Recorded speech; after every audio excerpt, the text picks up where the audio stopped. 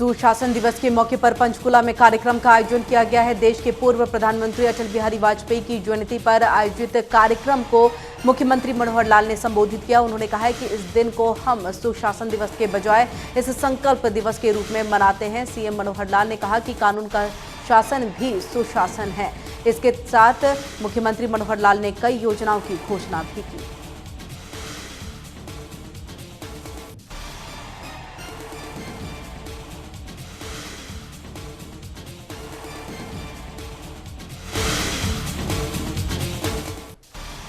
Haryana BJP के अध्यक्ष OP Dhankhar ने राहुल गांधी के बयान पर अपनी प्रतिक्रिया दी है। यमुनानगर पहुंचे प्रदेश बीजेपी अध्यक्ष ओपी धनखड़ ने कहा कि देश पहले से ही जुड़ा हुआ है। राहुल गांधी को अभी देश को समझने की जरूरत है।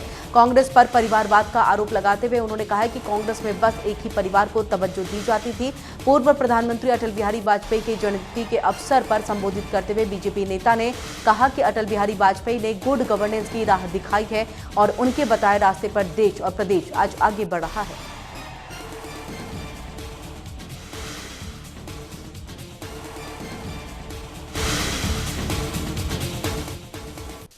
हरियाणा में सुशासन दिवस मनाया गया है। मुख्यमंत्री मनोहर लाल पंचकुला में इस कार्यक्रम में शामिल हुए हैं। वीडियो कॉन्फ्रेंसिंग के जरिए लोगों से जुड़े। इसी क्रम में फरीदाबाद में सुशासन दिवस के कार्यक्रम में विधायक नरेंद्र गुप्ता, विधायक सीमा त्रिखा और विधायक राजेश नागर शामिल हुए। इस मौके पर तीनों विधायकों ने मिलकर के लाभार्थियों को चिरायु कार्ड वितरित किया है। जिला उपायुक्त ने इस मौके पर सभी अधिकारियों को बधाई देते हुए कहा कि उनके किए हुए बेहतरीन काम के चलते ही सुशासन दिवस मनाया जा रहा है।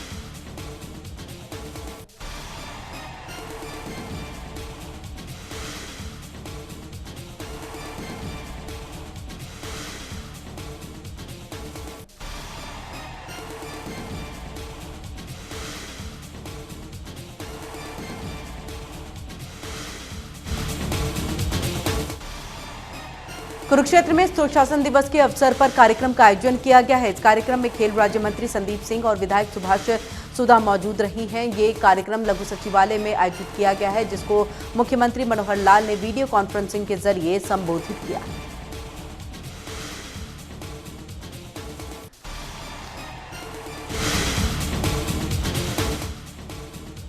नए साल से पहले हरियाणा में मुख्यमंत्री मनोहर लाल की अगुवाई वाली सरकार ने बड़ा प्रशासनिक फेरबदल किया है और ये आदेश जारी कर 2 IAS, 32 HCS अफसरों समेत 38 अफसरों का तबादला कर दिया है। इंडस्ट्रीज और कॉमर्स के डायरेक्टर जनरल IAS शेखर विद्यार्थी को हरियाणा गवर्नर के सेक्रेटरी का अतिरिक्त चार्ज दिया गया, तो वहीं IAS राहुल नरवाल को पानीपत नगर निगम का कमिश्नर नियुक्त किया है।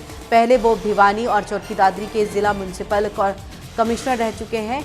हैरतजीत कौर को करनाल में DTO और कम RTA सेक्रेटरी लगाया गया है। मनीता मल्ले का हरियाणा की एडिशनल ट्रांसपोर्ट सेक्रेटरी तैनात की गई।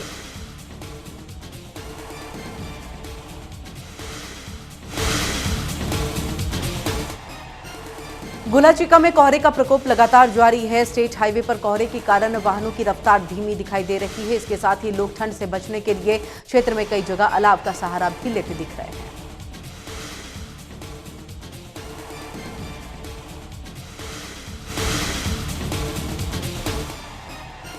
साल का आखिरी सप्ताह चल रहा है। इस वक्त उत्तर भारत के कई राज्य कड़ाके की ठंड की चपेट में हैं। इसी बीच मौसम विभाग ने बताया है कि आज से 2 दिन तक शीतलहर चल सकती है। इसके साथ ही पंजाब, हरियाणा और दिल्ली में शीतलहर के साथ साथ कोहरा भी आने वाले कुछ दिनों तक लोगों को परेशानी में डाल सकता है। मौसम विभाग के मुताबिक राजधानी दिल्ली और NCR में मौसम का हाल कुछ इसी तरह का बना रहेगा।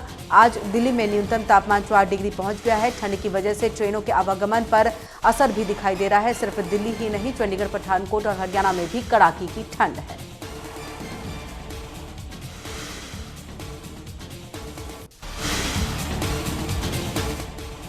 पंचकुला में दिन दहाड़े एक युवक की चाकू से गोद करके हत्या कर दी गई है। मामले की सूचना मिलते ही पुलिस मौके पर पहुंची है। शव को कब्जे में लेकर के पोस्टमार्टम के लिए भेज दिया गया है। पुलिस ने जानकारी देते हुए बताया कि 3 युवक अपना काम खत्म कर घर जा रहे थे। कुछ अज्ञात युवकों ने उन पर हमला कर दिया। इस हमले में 2 युवक गंभीर रूप से घायल हो गए, तो वहीं एक की मौत हो गई है।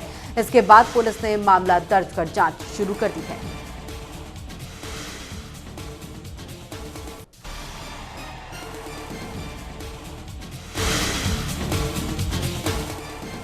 घरौंडा के गांव कुल्हेड़ी में 20 वर्षीय युवक की संदिग्ध परिस्थितियों में मौत हो गई है। गांव के जोहड़ में युवक का शव मिलने से इलाके में सनसनी फैल गई है। मामले की सूचना मिलते ही पुलिस मौके पर पहुंची, शव को कब्जे में लेकर पोस्टमार्टम के लिए भेज दिया गया है। तो वहीं मृतक के परिजनों ने गांव के 5 युवकों पर हत्या का आरोप लगाया।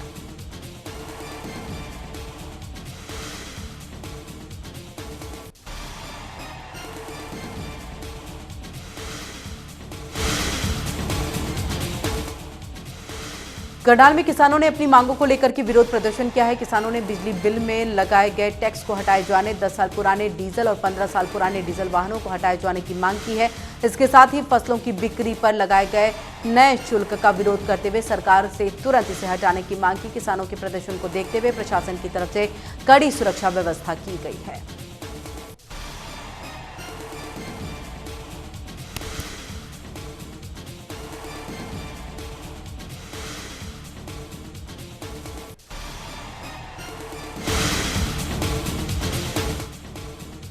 अंबाला में कोहरा लगातार बढ़ता जा रहा है, जिसके कारण लोग घरों से बाहर निकलने में परहेज कर रहे हैं। यहां तक कि दोपहर तक भी कोहरा देखने को मिला है, जिसके कारण सड़क पर वाहनों की गति धीमी हो गई है। लोगों को काफी परेशानी का सामना करना पड़ रहा है।